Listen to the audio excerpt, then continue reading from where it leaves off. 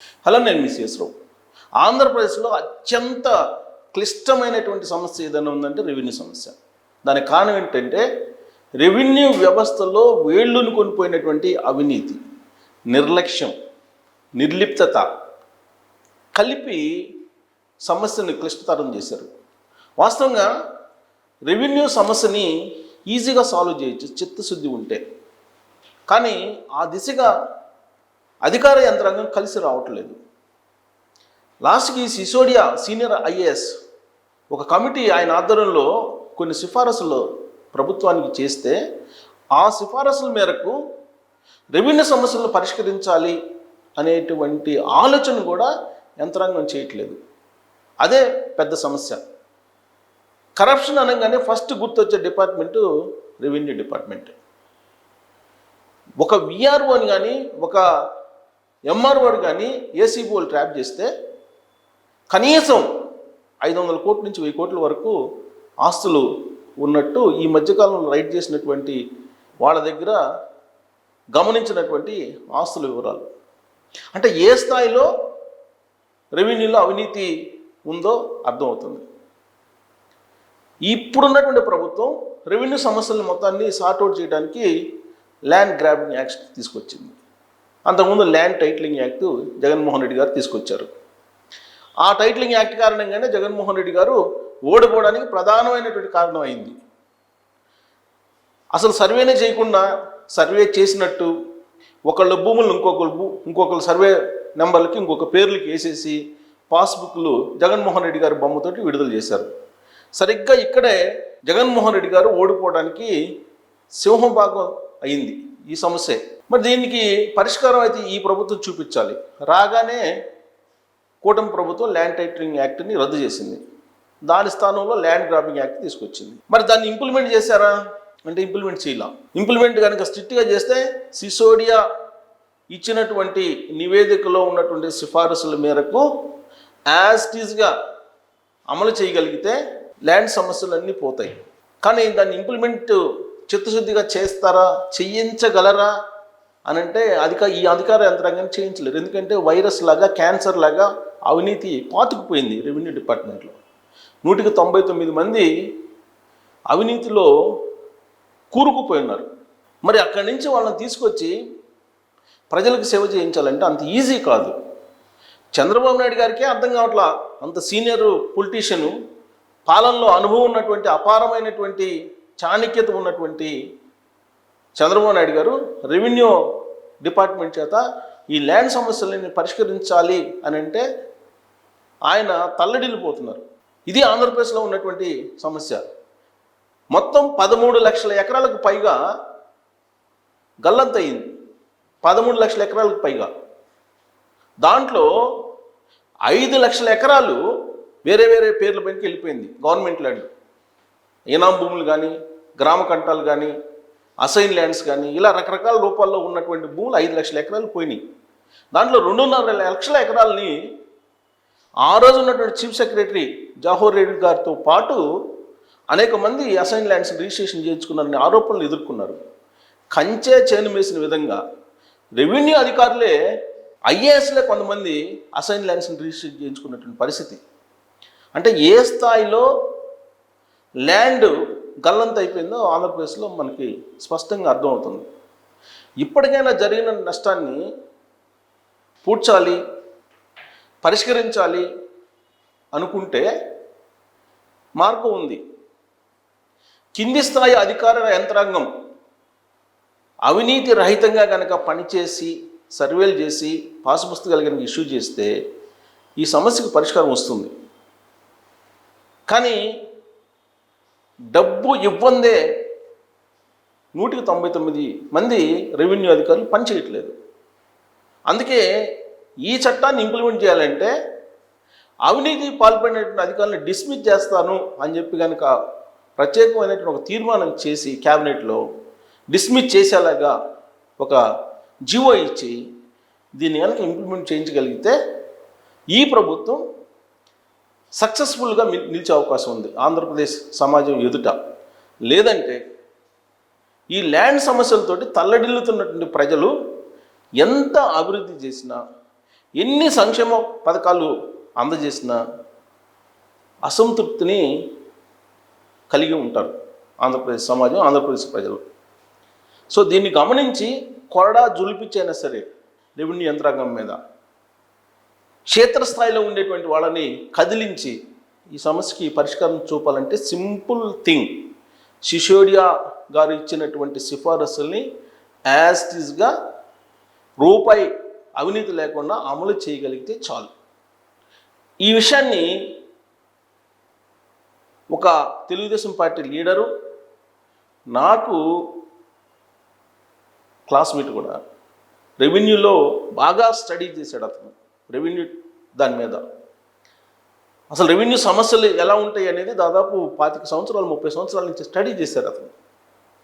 Ground level నుంచి, గ్రామస్థాయి నుంచి ఎలా ఉంటాయి ఆ సమస్యలు సీసీఎల్ఏ దాకా అనేది బాగా అవగాహన ఉంది. అందుకే అతనితోటి నేను ఫోన్ కాన్వర్జేషన్ చేశాను.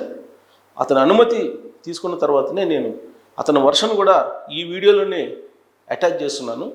ఇప్పుడు నువ్వు రెవెన్యూ బాగా స్టడీ చేసావు కదా, దీని సింపుల్ సొల్యూషన్ నేను చెప్పు నాకు. ఈ గవర్నమెంట్ ఇప్పుడు సిసోడియా ఇచ్చింది, దానికి ఆ కమిటీ ఇచ్చిన దానికి ఎవరు పట్టించుకోవట్లేదు.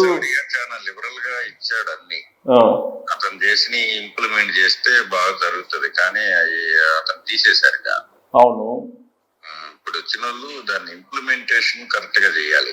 అసలు దాన్ని పట్టించుకోవట్లేదు అంట కదా, ఇప్పుడు అదే కదా ఇష్యూ. ఇప్పుడు దాన్ని అసలు వాళ్ళు పట్టించుకోకుండా వాళ్ళకి అర్థం కాని పరిస్థితిలో ఉందంట కదా. అర్థం కాదు కూడా, ఎందుకంటే అతను కరెక్ట్ గానే ఇచ్చాడు. ఫీల్డ్ లెవెల్లో ఉండే ప్రాబ్లమ్ సాల్వ్ అయ్యేదానికి అతను యాక్ట్ లో పెట్టాడు మొత్తం. ఈ ఫ్రీ హోల్డ్ భూముల విషయంలో కావచ్చు, నేషనల్ ఖాతా విషయంలో కావచ్చు, ఫ్రీ చేసేయాలి అని.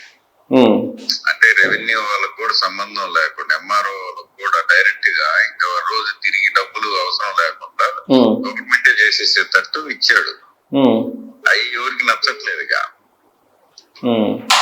అంటే ఇప్పుడు సిసోడియా అది యాస్టిస్ గా ఇంప్లిమెంట్ చేస్తే సరిపోద్ది, సొల్యూషన్ వస్తుందా? 100% ఇంప్లిమెంట్ చేస్తే అది పక్కాగా ఉంది, బాగుంది. అది మామూలుగా ఫ్రీ అయిపోతుంది మొత్తం. డబ్బులు కూడా ఇబ్బంది, వాళ్ళకి అవసరం ఉంటుంది, అధికారులకి ఇవ్వాల్సిన అవసరం యాక్ట్ ఉంది. అక్కడే ప్రాబ్లం వస్తుంది. ఎమ్మెల్యేలు మా దగ్గరికి రావట్లేదు, ఎంఆర్ఓలు మాకు డబ్బులు రావట్లేదు అని దాన్ని పక్కన పెట్టారు. ఆ గవర్నమెంట్ లో దాన్ని ఇంప్లిమెంట్ చేయాలి, ఆ గవర్నమెంట్ పోయింది. ఆయన యాక్ట్ ఇచ్చింది అంతా ఎలక్షన్ ముందే కదా. తర్వాత ఈ గవర్నమెంట్ వచ్చిన తర్వాత దాన్ని ఇంప్లిమెంట్ చేయాలని చూస్తే దాన్ని వీళ్ళందరూ మోసాలంటారు. ఇప్పుడు లేని డిస్ప్యూట్ వాళ్ళే క్రియేట్ చేశారు కదా మొన్న. ఇప్పుడు యాక్చువల్ గా ఆన్లైన్ అయినప్పుడు ఇవన్నీ క్రియేట్ అయినాయి. ఇప్పుడు అంతకుముందు చేతితో రాసేటప్పుడు లేవు ఇవన్నీ. అవును, ఎవరి పొలం వాళ్ళు మున్సిపల్ కరెక్ట్ గానే రాశారు. ఈ ఆన్లైన్ చేసేటప్పుడు అది తెలియదు కదా, ఆడు కూర్చున్నోడికి డబ్బులు ఇస్తే వాడు వాడిపోయి ఎక్కాడు. వాళ్ళు లోన్లు కూడా తీసేసుకోమన్నారు. అవి చాలా ఉన్నాయి ఆ కేసులో. ఇప్పుడు ఎలా మరి దాని సొల్యూషన్ ఇప్పుడు ఏం అసలు సరి చేయగలరా? ఇప్పుడు సపోజ్ నాదే తీసుకో, సరి చేయాలంటే గవర్నమెంట్ ఎవరు ఒత్తిడికి లొంగకుండా సిసోడియా ఇచ్చిన దాన్ని రూల్స్ ని 100% ఇంప్లిమెంట్ చేస్తే మొత్తం సాల్వ్ అయిపోతాయి. ఇప్పుడున్న పాస్బుక్ మొత్తం రద్దు చేసి ఆగస్టు 15కి QR కోడ్ తో ఏదో కొత్త పాస్బుక్ వస్తాయంట. అవి ఇస్తారంట. ఇస్తారు, కానీ 10(1) అడంగులు ఇవ్వట్లేదు కదా. ఇప్పుడు 10(1) అడంగులు ఇప్పుడు ఆన్లైన్ లో దాన్ని బేస్ చేసుకొని ఇస్తున్నారు. 1B కూడా అంతకుముందు ఈ ఇష్యూ చేశారు కదా పాస్ పుస్తకాలు, అప్పుడు ఆన్లైన్ లెక్కిచ్చారు కదా, దాని ప్రకారం ఇస్తున్నారు కదా. అవును, 1B అడంగులు పాత దాని ప్రకారమే ఇస్తున్నారు. దానికి 2 రకాలు, ఇప్పుడు రీసర్వేలు అన్నా తేలాలి, లేకపోతే నువ్వు అన్నట్టు కంప్లైంట్ ఎవడైతే నా ల్యాండ్ ఇబ్బంది ఉందన్నోడన్నా సాల్వ్ చేయాలి. ఇప్పుడు అందరికి ఇబ్బంది క్రియేట్ చేశారు కదా అప్పుడు వాళ్ళు. అందరికీ లేదులే, కొంతమంది అంటే ఇప్పుడు నేషనల్ ఖాతాలో ఉన్నాయని కొన్ని పెట్టున్నారు. దాదాపు ఒక ఊరికి ఒక 50-60 ఖాతాలు ఉంటాయి. అందరికి లేదు, 90% లేదు. ఇప్పుడు స్టేట్ వైడ్ 1,00,000 అప్లికేషన్లు వచ్చినాయంట. 1,00,000 కాదు, 3 లక్షల చిల్లర వచ్చినాయి అంట. అవి మొత్తం ఓన్లీ రీసర్వేకి సంబంధం లేని, రీసర్వే చేసినట్లు 2 లక్షలు వచ్చింది. అంటే రీసర్వే చేసినట్లు 5 సెంట్లు ఈ ఆన్లైన్, ఇది అందులో సర్వే వచ్చి ఇది కదా మామూలుగా పైన దీంతో చేస్తున్నాడు, మొబైల్ ఏరియల్ సర్వే. ఓకే, దాంతో ఒక 2 సెంట్లు తగ్గుతున్నాయి, తేడా రాళ్ళు లేవు కదా, ఎక్కడ బిగించేశారు కదా. సరే ఏదైనా యాక్ట్ లో పర్ఫెక్ట్ గా పెట్టున్నారు. ఏది ఆ యాక్ట్ అప్పుడున్న టైటిలింగ్ యాక్ట్ లో ఏమని సర్వే చేసింది అదే ఫైనల్ అని. ఆ విధంగా స్టోన్ వేసి వాడికి ఫ్రెష్ గా పట్టా ఇస్తే చాలు, అది పాస్బుక్ చెక్ చేస్తే. మళ్ళీ సర్వే చేసి మళ్ళీ చేయాలిగా. మరి ఈ సర్వే ఎవరికి చేయరుగా, డబ్బులు లేకుండా చేయరుగా, ప్రతి వాడు డబ్బులు అడుగుతాడు కదా. లేకుండానే చేస్తున్నారుగా సర్వే. ఇప్పుడు గవర్నమెంట్ చేస్తుంది, సెంట్రల్ గవర్నమెంట్ దానికి డబ్బులు ఇచ్చింది కదా రీసర్వే. అది ఇచ్చింది, అన్అఫిషియల్ గా వీళ్ళకి డబ్బులు ఇవ్వకుండా వీళ్ళు రారుగా. డబ్బులు వీళ్ళు ఇష్టారాజ్యంగా డబ్బులు తీసుకో. ఆ గవర్నమెంట్ అయితే విఆర్ఓ రీసర్వే చేసిన గ్రామాల్లో విఆర్ఓ 20 లక్షలు తక్కువ సంపాయి. అదే ఇప్పుడు కూడా అదే పరిస్థితి కదా. దానికి అదే నేను చెప్పేది, అది 100% అధికారులు కలెక్టర్ లో జాయింట్ కలెక్టర్ దానికి సపరేట్ చేసి వాళ్ళు పాత రోజుల్లో బ్రిటిష్ వాళ్ళు చేసినట్టు చేయాలి. దాన్ని ఇన్ఫ్లుయెన్స్ కి లొంగితే ఏదైనా యాక్ట్లు వేస్ట్ కదా. ఎన్ని సొల్యూషన్లు చెప్పినా జరగదు. పర్ఫెక్ట్నెస్ అనేది రావాలి గవర్నమెంట్ లో. సో సిసోడియా ఇచ్చిన రికమెండేషన్స్ ప్రకారం రీసర్వే జరగాలి. సిసోడియా ఇచ్చిన రికమెండేషన్ ప్రకారం రెవెన్యూ యాక్ట్ ని అమలు చేస్తే మొత్తం సాల్వ్ అయిపోతాయి. అవుతుంది, కానీ సాల్వ్ చేయాలంటే మళ్ళీ వీళ్ళందరికీ జేబులు నింపాలి కదా. ఎవరికి అన్అఫిషియల్ గా వీళ్ళందరికీ ఎవరికి అవసరం ఉండదు. వాళ్ళు కరెక్ట్ గా ఇంప్లిమెంట్ చేస్తే ఒక్కడికో రూపాయి ఇంప్లిమెంట్ చేస్తే, కానీ గ్రౌండ్ లెవెల్ లో ఇంప్లిమెంటేషన్ వాళ్ళు చేయరు కదా. గవర్నమెంట్ నుంచి ఒత్తిడి చేస్తే ఎవరి కోసం చేస్తారు? సస్పెండ్ చేసి అవతల పడేస్తాం అని చెప్పి ఒక మాట చెప్తే అదేముంది. ఇల్లు ఇంకా దాంట్లో మినిస్టర్లు ఎమ్మెల్యేలు కూడా ఎక్స్పెక్ట్ చేస్తున్నారు కాబట్టి పెద్ద పెద్ద ల్యాండ్ లో ఓన్లీ అధికారులదే కాదు, దీంట్లో పొలిటికల్ వాళ్ళు కూడా మన దగ్గరికి రాలేదనే వాళ్ళు రెవెన్యూ అడ్డం పెట్టుకుని ఆ గవర్నమెంట్ మందికి ఇల్లు కూడా చేయాలి ప్రజాప్రతినిధులు. అట్లా కాకుండా ఎవరి పని వాడు చేసుకునే విధంగా కల్పించాలంటే దాన్ని 100% ఇంప్లిమెంట్ చేయాలి. ఈ సిసోడియాని ఎందుకు మార్చినట్టు అసలు ఇప్పుడు? ఆయన దాంట్లో అదే ఆ ఫ్రీ హోల్డ్ దాంట్లో ఆయన ఇష్టారాజ్యం గౌరవించాడు. అది ఏం వీళ్ళు ఒకరికొకరు పడదు కదా. ఆయన ఉంటే ఇంకొకటి నచ్చదు కదా, ఇంకొకటికి రాదుగా డబ్బులు. అంతా జరుగుతున్నాయి వాళ్ళల్లో. ఐఏఎస్లో వాళ్ళ ఇంటర్నల్ ప్రాబ్లమ్స్ గవర్నమెంట్ కి ఆపాదిస్తున్నారు. ఇప్పుడు జరిగేదంతా అదే. ఐపీఎస్ లో ఆ గవర్నమెంట్ లో ఐపీఎస్ లో జరిగింది అదే, ఈ గవర్నమెంట్ లో ఐఏఎస్ లో జరిగేది. ఒకరి కోడు పడకుండా వాళ్ళు గొప్ప చేసుకుంటున్నారు. గవర్నమెంట్ వీళ్ళు మన వాళ్ళు పేపర్ లో చెప్పేది కానీ ఇంప్లిమెంట్ కాడికి వచ్చేసరికి నీళ్లుగా ఉంది. అక్కడ గవర్నమెంట్ కి నెగిటివ్ వస్తుంది. ఆడేమో సాల్వ్ అయిపోయింది అంటారు, ఆడేమో ఏది సాల్వ్ కాదు. అధికారులు పూర్తిగా సహకరించట్లేదు కింది స్థాయిలో పూర్తిగా. వాళ్ళంతా విఆర్ఎల్ నుంచి వచ్చారు, వాళ్ళకి సబ్జెక్ట్ లేదు. వాళ్ళ నాయకులు పోయి ఏది రాయమంటే అది రాసిస్తుండ్రు. ఎంఆర్ఓలు చూసి అందరూ అసలు వర్క్ తెలిసిన వాళ్ళు లేరు.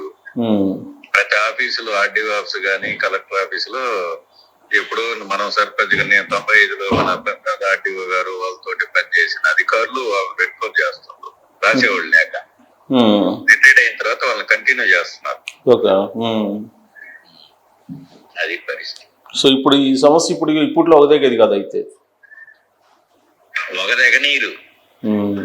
అది సమస్య ఒకదెగద్ది, ఒకదెగనీరు.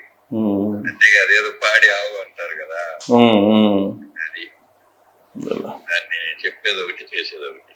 బహుశా గవర్నమెంట్ తను ఇచ్చినటువంటి సూచనలు తీసుకుంటే కనుక ఈ సమస్య చాలా వరకు పరిష్కారం అయ్యేట అవకాశం ఉంది. లేదంటే గోటుతో పోయేదాన్ని గొడ్డల్లాగా తీసుకునే పరిస్థితి, గొడ్డల్లాగా తీసుకొచ్చుకుంటారు అనేది సామెత ఉంది కదా, ఆ తరహాలో మరింత తీవ్రమయ్యేటువంటి అవకాశం ఉంది. ఈ రెవెన్యూ సమస్యకి ఫుల్ స్టాప్ పెట్టాలి. పెట్టకపోతే 199 మంది ప్రజలు ఈ సమస్యతోటి ఇబ్బంది పడుతున్నారు, రెవెన్యూ సమస్యతోటి. మీకు ఇంకా అడిషనల్గా ఏదైనా ఐడియాస్ వస్తే ఈ సమస్యకి పరిష్కారానికి మీరు కూడా ట్రోల్స్ రూపంలో ఐడియాస్ని షేర్ చేయొచ్చు. Thank you.